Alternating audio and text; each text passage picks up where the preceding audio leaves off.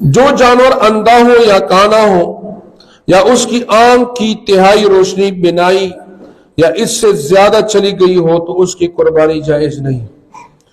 جو جانور ترچھی آنکھوں سے دیکھتا ہے اس کی قربانی درست ہے۔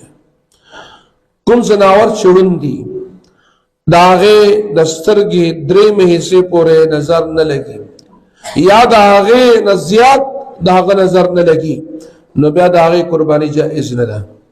کئیو زناور سترگی کگی دی او خود نظر لگی او نظر صحیح دے تو قربانی پہ جائز دے۔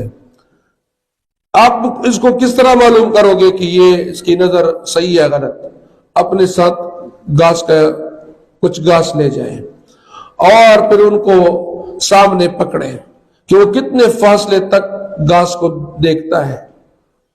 جب وہ فاصلہ ناپ کر دیا جائے گا تو پھر معلوم کر دیا جائے گا کتنے فاصلے تک وہ اس کی نظر جاتی ہے، گھاس کو دیکھ سکتا ہے۔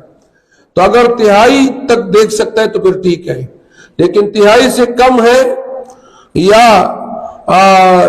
تیسرے حصے تک اس کی روشنی، آنکھ کی روشنی یعنی اس کی نظر چلی گئی ہے، خراب ہو گئی ہے، تو پھر ایسے جانور پہ قربانی جائز نہیں۔